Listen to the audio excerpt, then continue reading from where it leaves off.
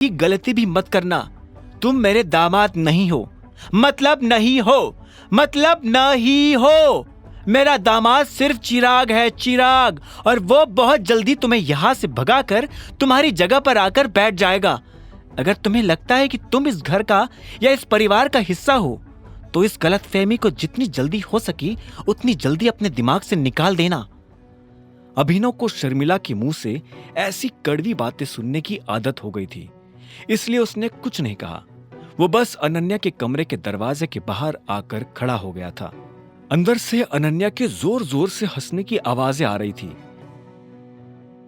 अभिनव ने जब अनन्या के हंसने की आवाज सुनी तो उसने धीरे से कमरे का दरवाजा खोल दिया और धीरे से कमरे के अंदर चला आया। तब उसने देखा कि अनन्या किसी से फोन पर बात कर रही थी। अनन्या ने कहा, नहीं, मैं पूरी तरह से श्योर नहीं हूं कि वो मेरे बर्थडे पर इस चीज का अनाउंसमेंट कर देंगे। हाँ हाँ, अरे मैं बता तो रही हूं कि कॉन्ट्रैक्ट फाइनल हो गया है।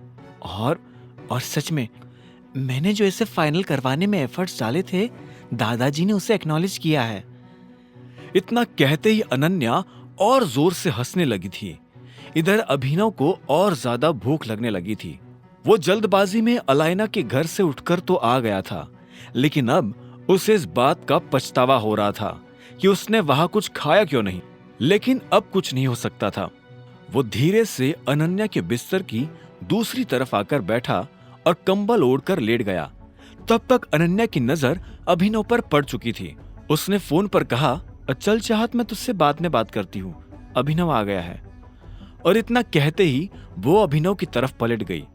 जैसे उसकी नजर अभिनव से मिली तो उसकी आंखों की चमक गुस्से में बदल गई और उसने कहा, तुम्हारी हिम्मत कैसे हुई मेरे पलंग पर आकर लेटने की? प्लीज, मैं आज इस मसले पर कोई बहस नहीं करना चाहता हूं। मुझे बहुत भूख लगी है। मैं इधर कोने में दुबक कर सो जाऊंगा। प्रॉमिस करता हूं, मैं तुम्हें टच भी नहीं करूंगा, ठीक है? अभिनव की चिढ़ उसकी आंखों में साफ नजर आ रही थी। अनन्या ने उसे एक सेकंड के लिए देखा और बोली, तुम भूखे हो? क्यों? घर आने से पहले तुम कुछ खाकर नहीं आए थे? अभिनव ने ना में सिर हिला दिया। अनन्या ने गहरी सांस ली और बोली, ओ हाँ, तुम कहां से खाओगे? तुम्हें तो अकरम सर ने जो एडवांस दिया था उसे तुमने सूट खरीदने में उड़ा दिया था। खाने से ज्यादा तुम्हारे लिए छा जाना जरूरी था, है ना? क्या होगा तुम्हारा अभिनव? मेरा जो होगा वो हो जाएगा, पर अभी अगर तुम्हारा हो गया हो तो मैं सो जाऊं? अभिनव ने पूछा। उसकी चिढ़ बढ़ती ही जा रही थी। इससे पहले कि वो सो पाता, अनन्या ने कहा, तुमने किसी मेड से कहा कि तुम्हें भूख लगी है, या तुम ऐसे ही भूखे मरना पसंद करोगे? तुम्हें क्यों मेरी इतनी चिंता हो रही है? अभिनव ने ताना कसते हुए पूछा। मुझे चिंता? और वो भी तुम्हारी? मुझे तुम्हारी कोई चिंता नहीं हो रही है। अगर तुम भूखे मरे तो इसमें नुकसान तुम्हारा ही होगा, और तुम्हारे मरने पर मुझे बुरा लगेगा, क्योंकि मैं तुम्हें सिर्फ अपनी जिंदगी से बाहर करना चाहती हूं, इस दुनिया से नहीं। चलो उठो और मेरे साथ आओ, अनन्या ने कहा और अपनी जगह से खड़ी हो गई। अभिनव हैरान था। उसे समझ नहीं आ रहा था कि अनन्या उसे कहां ले जा रही थी। इतने में अनन्या ने उसे चलने का इशारा किया तो अभिनव उसके पीछे पीछे बढ़ने लगा। अनन्या का उसे इस तरह से ले जाना अभिनव को अजीब लग रहा था। अनन्या मेड के कमरे के पास आकर खड़ी हो गई थी।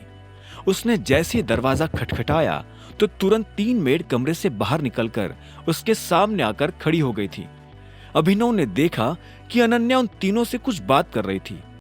15 मिनट, अगर 15 मिनट से 1 मिनट भी ऊपर गया तो मैं एक आदमी को भूखा मारने के जुर्म में तुम तीनों को जेल भिजवा दूंगी, अनन्या ने फरमान जारी करते हुए कहा। अभिनव को उसका ये रूप देखकर हंसी आ रही थी।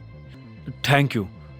मैंने जो तुम्हारे लिए किया उससे अगर तुम सच में ग्रेटफुल फील कर रहे हो और मेरे लिए कुछ करना चाहते हो तो प्लीज जल्द से जल्द इस शादी को खत्म करो। अगली सुबह अनन्या अपने काम पर जाने के लिए तैयार हो गई थी। अभिनव को सोने में देरी हो गई थी, क्योंकि उसे खाना 15 मिनट में नहीं बल्कि 1 घंटे में मिला था। अभिनव चाहता तो वो अनन्या से मेड की शिकायत कर सकता था, लेकिन उसने अपने आप को रोक लिया था। जैसे ही अभिनव की नींद खुली तो उसने देखा कि अनन्या महंगी सी ड्रेस पहने तैयार हो चुकी थी। अभिनव ने उसे देखकर कहा, गुड मॉर्निंग। तुम्हारे लिए होगी मॉर्निंग गुड, मेरे लिए नहीं है। यह कोई टाइम है आदमी के उठने का? जब वो तैयार होकर कमरे से बाहर आया तो उसने देखा कि सारा परिवार डाइनिंग टेबल पर नाश्ता करने के लिए बैठ चुका था। अभिनव इसी बात से खुश हो गया था कि वो भी उन लोगों के साथ खाने बैठ सकता था। आज सनी भी उन लोगों के साथ बैठकर नाश्ता कर रहा था। जैसे ही सनी की नजर अभिनव पर पड़ी तो उसने हंसते हुए कहा, अरे देखो जरा, जीजाजी आ गए। अभिनव सनी को वहां देखकर हैरान हो गया। उसने अपने आप को संभाला और डाइनिंग टेबल के पास आकर बोला, गुड मॉर्निंग एवरीवन। मॉर्निंग, सभी ने बड़बड़ाते हुए कहा। क्या बात है, ससुराल में आते ही जीजाजी तो झोपड़पट्टी से लग्जरी फ्लैट हो गए हैं। ये सूट तुमने इसे खरीद कर दिया है अनन्या? आगे की कहानी जानने के लिए देखें अगला एपिसोड सिर्फ पॉकेट एफएम के यूट्यूब चैनल पर, और द रिटर्न ऑफ टाइगर के सारे एपिसोड्स को सुनने के लिए डिस्क्रिप्शन में दी लिंक से डाउनलोड करें पॉकेट एफएम ऐप।